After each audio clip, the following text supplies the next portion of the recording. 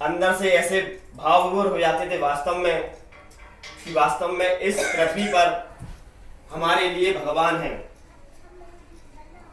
और उनके आचरण से ऐसा ही नहीं, हमारा जैन समाज, अजैन समाज भी प्रफुल्लित है। सबके लिए वो हथकरघा, इंडिया नहीं भारत बोलो, मतलब अजैनों के लिए भी सब कुछ देकर गए हैं। बस मेरा यही कहना था कि हम सभी, मैं भी, आचार्य श्री के हम भी जब उस अवस्था में आए या अभी से उनके आचरण को लेकर जरूर हम कुछ ना कुछ अपने अंदर लाएं। हमारे लिए तो वास्तव में भगवान ही हैं। भावी तीर्थंकर तो हम अभी कह नहीं सकते अपने मुख से, लेकिन मन में अपन धारण कर सकते हैं, ऐसा मन में सोच सकते हैं हमारे लिए तो भगवान है, तो भावी तीर्थंकर होंगे, लेकिन बोल नहीं सकते। बस यही प्रार्थना है। अब क्रमशः आते जाएं और विनयांजलि सभा जो हमारी 25 फरवरी को संपूर्ण भारतवर्ष में रखी गई है, तो सब आते जाएं और क्रमशः आचार्य श्री के प्रति जिसने जैसे भाव हो वो रखें।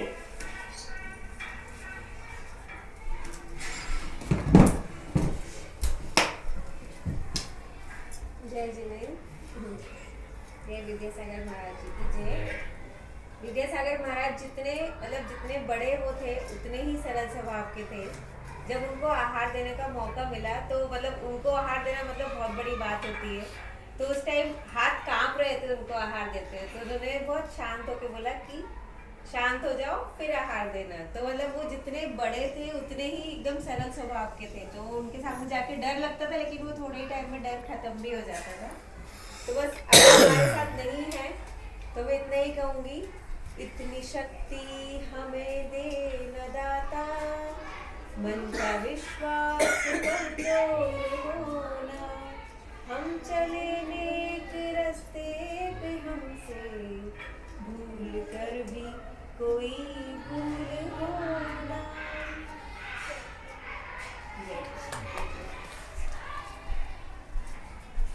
आते जाओ लाइन से। तो आते हैं, सबको बोलना 2 लाइन। बोलो अंकित भाई आप आओ। चलो पकड़ो इसको। वंदे विद्यासागरम। आज हम सब लोग यहाँ पे इकट्ठे हुए हैं आचार्य श्री को अपनी विनयांजलि देने के लिए। आचार्य से किसी परिचय का मोहताज नहीं है। सबको मालूम है कि वो कहाँ पैदा हुए, कब उन्हें दीक्षा ली, कब उन्हें समाधि, इस सब के बारे में सबको विदित है। लेकिन इस कलयुग के हम उनको महावीर मानते हैं और हमारा समाज हमेशा उनका ऋणी रहेगा।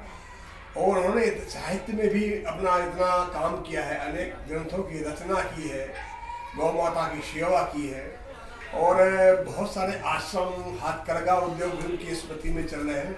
उनकी स्मृति में 4 लाइन में बोलना चाहता हूँ कि आचार्य श्री जैन साहित्याकाश के उन विद्वान नक्षत्रों में से हैं जो कि सौज्ञाना लोक के दैत्यद्वीप से अनवरत स्वदेश को ही नहीं बल्कि विदेश को भी उस काल तक आलोकित, चमत्कृत और पथ प्रदर्शित करते रहेंगे जब तक कि प्रस्तुत विधि सदित मात्र वसुंधरा में मूक माटी का किंचित मात्र भी अस्तित्व रहेगा। तो बोलो विद्यासागर महाराज की जय।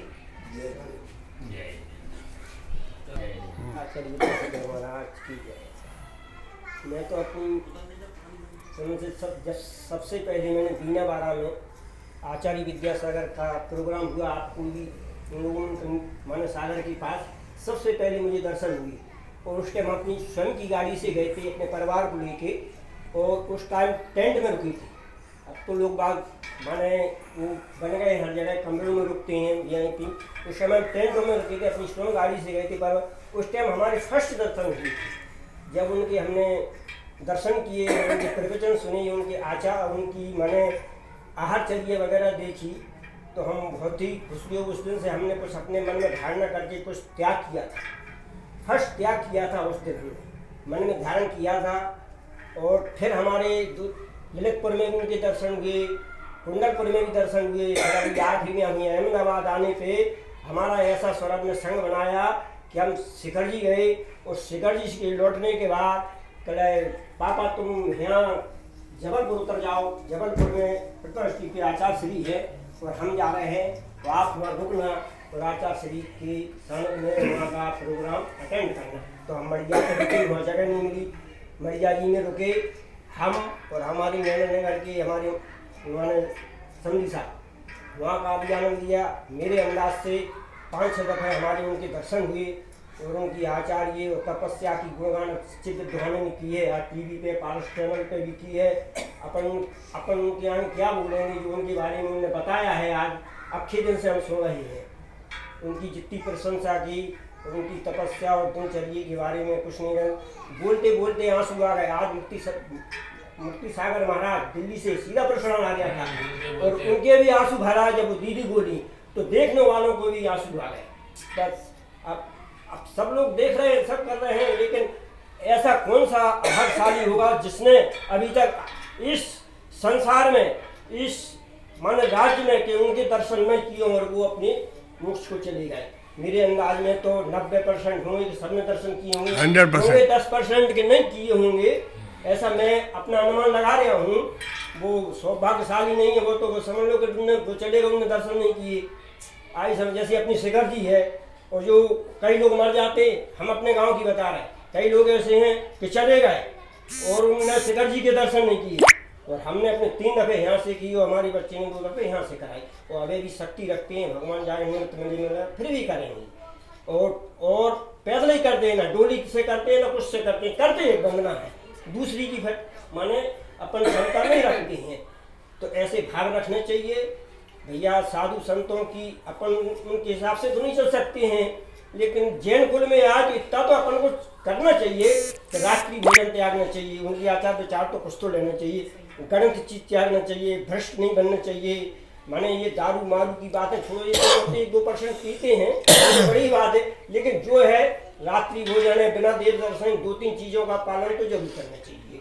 इतना मैं कह सकता हूँ। अगर जैन कुल में आए और उनके आज इतने की अपने अपन भावना ढालना है कि चलो वे कितने थे, कितने ज्ञानी थे, कितने तपस्वी थे, इतना करके मैं साहब सबको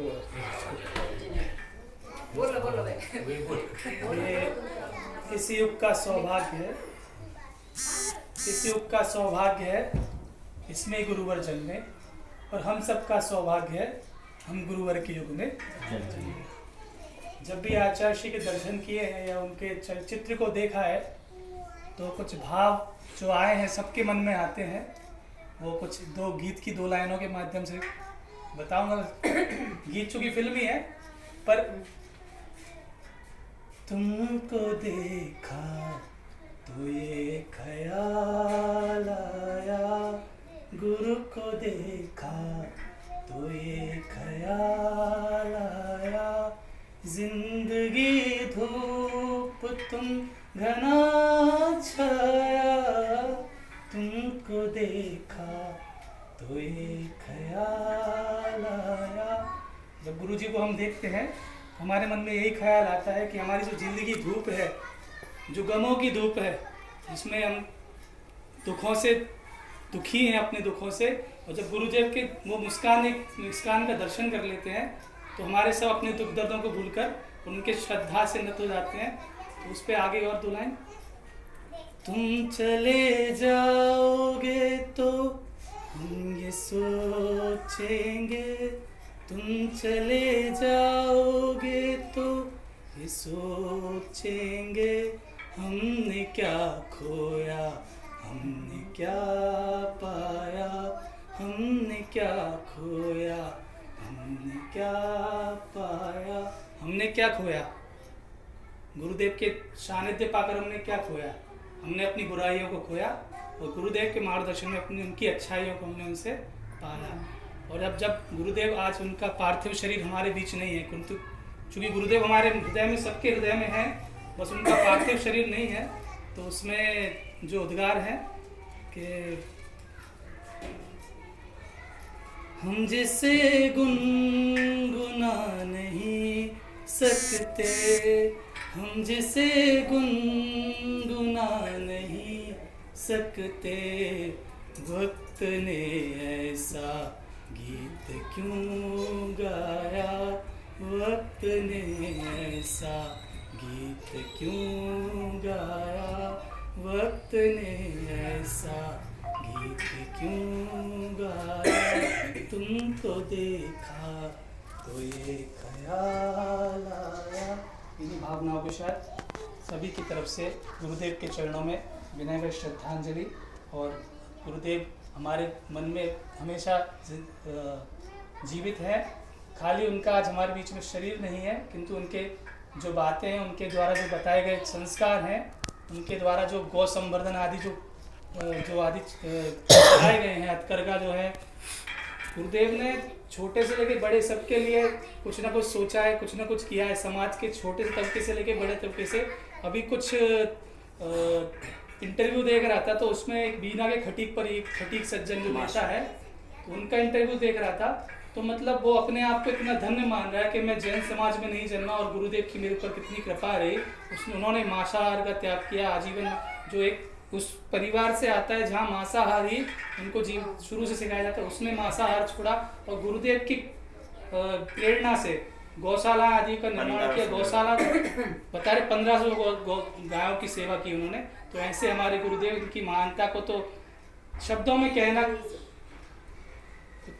कह पाना संभव नहीं है। इन्हीं भावनाओं के साथ संस्मरणीय आचार्य गुरुदेव विद्यासागर की जय।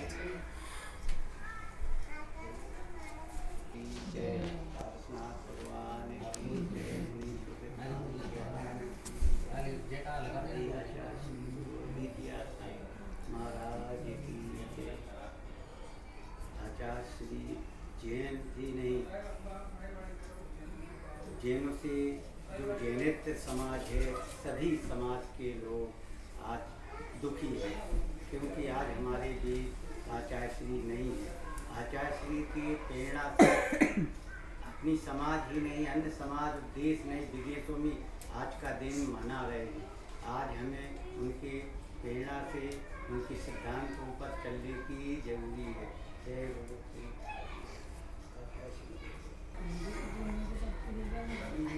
अरे क्यों नहीं? मैं थोड़ी लाइन तो बोलना थी, और यहाँ कोई थोड़ी परीक्षा होगी कि कोई हमारे बीच में हमारे गुरु सबसे बड़े थे, समाज के नामचीन थे, सबके गुरु थे, और उनके जाने से हम लोगों के दिल में दुख भी है, और उनका नाम था और रहेगा, नाम अमर रहेगा। मुनिराज की जय। आचार्य श्री के दर्शन हमने 3 बार किए हैं। एक बार कपोरा जी में किए, एक बार बिरसा में किए। बिरसा में तो उनका चरण स्पर्श कर लिया था हमने, वो 2008 की बात है लगभग, पंचकरण था बिरसा में। उसके बाद फिर कुंडलपुर में अभी पंचकरण हुआ था, जब सब महाराज लोग वहाँ पे पहुँचे थे, महाराज भी थे वहाँ पे। आचार्य श्री का तो जितना बखान करो उतना भी कम है। आचार्य श्री तो आचार्य श्री है। लेकिन एक बार मैं पपोरा में दर्शन करने गया महाराज जी के पास से, मैंने कहा महाराज जी के चरण स्पर्श कर लूँ, पर क्या पता क्या तेज था वहाँ पे महाराज जी के पास, तो ऐसा धक्का लगा हमको कि जैसे किसी ने उठा के हमको फेंक दिया हो। यानी चरण स्पर्श करने जा रहा था वहाँ पे महाराज जी के पास, तो ऐसे फेंका दूर, जैसे मैं खुद चमत्कार देख के दूर से नमस्कार प्रणाम किया महाराज जी को। मैंने कहा महाराज जी का तो नहीं जा पाया पास में, चरण नहीं छिपाए, लेकिन उनका तेज वहाँ से भी हमको ज़्यादा ऐसा लगा कि महाराज जी का तेज है। और आचार्य श्री का तो बखान करना बहुत वो है। आचार्य श्री को मेरा रोना आ गया जोर जोर। विद्यासागर जी महाराज की जय। मैंने सबसे पहले तारंगा में उनके दर्शन किए थे और उनका आहार दिया था। उसी समय से रात का खाना छोड़ दिया था।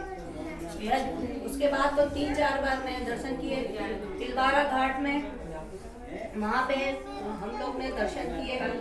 वहाँ पे कुछ हो रहा था, मतलब कोई पंचकल्याण था या झंडा रोहण होना था, तो वो झंडे की मतलब नीचे सब बिछ गया था और ऊपर झंडा खिंच नहीं रहा था, तो कोई मतलब वहाँ से चढ़ नहीं सकता था। तो फिर उन्होंने बोले, एक ड्राइवर था ठाकुर था शायद, तो उसने ना बिल्कुल जैसे बंदर कैसे उसको पकड़ लेता, वो पकड़ करके चढ़ के उसको डोरी को ठीक किया। फिर आचार्य श्री ने या जिसने भी वो किया, फिर महाराज जी ने उसको उसका स्वागत किया, उसको बुला के। तब से उनने रात का खाना, वो तो ड्राइवर था, तो बीड़ी तम्बाकू दारू सब छोड़ दिया था। मतलब आचार्य जी का इतना प्रभाव था, उसने सबके सामने उसका स्वागत किया। तो आचार्य जी को देख के सब लोग, मतलब दूसरे जैनी लोग भी, अजैनी लोग भी, सब वो जैनी बन जाते। तो अपन तो जैन में पैदा हुए।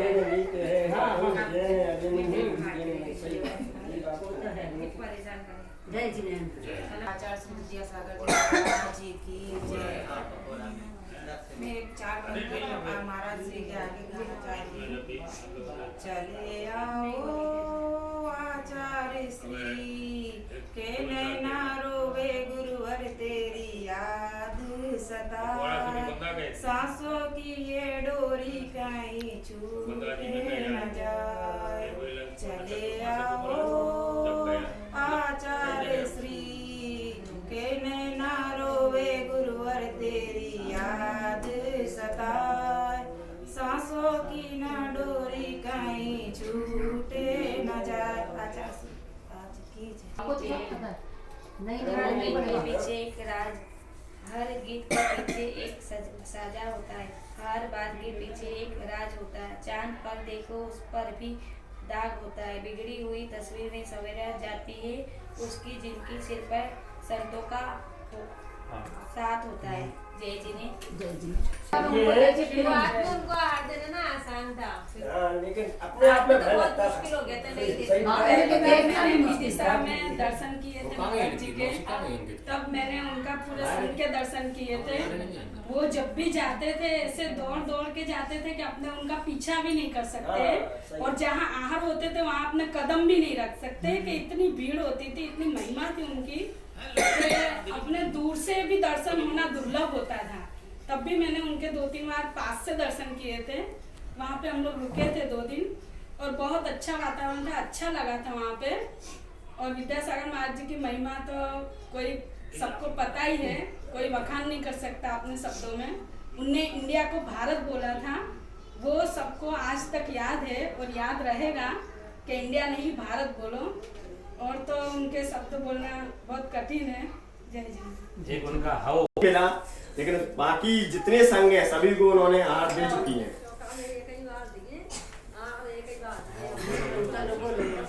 शुरू से आखिरी तक महाराज जी के हम 2 जने थे बस चौका में, तो हाथ दिए हमने, और वो हमने भोपाल में दिए।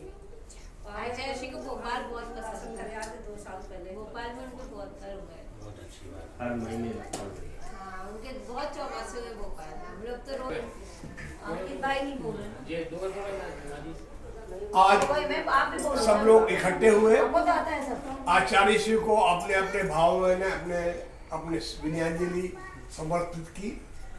आचार्य श्री के बारे में कुछ कहना सूर्य को दीपक दिखाने जैसा है। आचार्य श्री से बहुत निकट का संबंध रहा मेरा। कैसे पूछो आप। हमारे पिताश्री Bhanu Kumar ji retired post master थे, और रिटायरमेंट के बाद वो कुंडलपुर में एज ए मैनेजर पोस्ट किए। उन्होंने लगभग 2-3 साल उन्होंने वहाँ पर अपनी सेवा प्रदान की, और आचार्य श्री से उनका बहुत लगाव था। एक बार उन्हें दीक्षा लेने की भी कोशिश की थी, लेकिन उन्होंने मना कर दिया कि बच्चे छोटे हैं आपके, अभी नहीं। लेकिन उनसे बहुत ही ज़्यादा लगाव। उन्होंने कोई पूजा भी उनकी बनाई थी, मैं जब जाऊँगा ढूंढूंगा कहाँ है। कवि हृदय तो थे, उनको नेचुरल संगीत से शौक था, हारमोनियम भी बहुत अच्छी तरह बजा लेते थे। तो कहने का मतलब आचार्य जी का इतना प्रभाव था कि देखो हम इस युग में जन्म लिए हैं, जिस युग में आचार्य जी हमारे साथ में रहे। अपन ने 2400 तीर्थंकर को किसी ने देखा नहीं देखा। आचार्य जी लगभग 99.9% सब लोगों ने देखा होगा। ये हमारा सौभाग्य है। लेकिन वो 2 लाइन जगदीश सिंह की याद आ रही है। जाने वो कौन सा देश जहाँ तुम चले गए, चिट्ठी न कोई संदेश, ना जाने कौन सा देश जहाँ तुम चले गए, जहाँ तुम चले गए। और सबसे बड़ी बात उनका एजुकेशन इतना हाई नहीं था, मतलब मेरे ख्याल से वो 9th-10th तक ही पढ़े थे, लेकिन उनका सभी भाषाओं में मतलब हिंदी, कन्नड़ और इंग्लिश, फ्रेंच सभी भाषा का उनको अच्छे से नॉलेज था। और भले वो 10th पास भी नहीं थे, लेकिन उनके ऊपर 56 PhD हो चुकी है। ये सबसे बड़ा चमत्कार है, उनका अतिशय है। तो नई शिक्षा नीति का नाम है गुरुजी का, नई शिक्षा नीति में नई शिक्षा नीति नाम है। और आचार्य जी को नरेंद्र मोदी जी ने अपने चारों काम पे अपने अधिवेशन को रोक के सुबह विनय जी ने पेश की, तो मैंने देखा था वीडियो। तो कहने का मतलब आचार्य जी का न सिर्फ जैन समाज के लिए बल्कि सभी समाज के लिए वहाँ दंडित सिख समारोह ने विनयांजलि सभा आयोजित की, सभी समाज, ब्राह्मण समाज, सभी लोगों ने अपनी विनयांजलि सभा आयोजित की है। और मैं आज हाट के साथ गया था, तो 3 तारीख को शायद एक बड़ा प्रोग्राम होगा, उससे सर्व धर्म के सब बड़े गुरु लोग वहाँ आने वाले थे, जीतो भाई बता रहे थे। तो हम सब वहाँ पर जाएंगे सपरिवार, ऐसी हमारी भावना है। आप सबने यहाँ आके अपना समय प्रदान किया, उसके लिए हम बहुत बहुत आपका शुक्रगुजार हैं। और इसी तरह धर्म लाभ लेते रहें। जय जिनेन्द्र, जय जिनेन्द्र। जय जिनेन्द्र।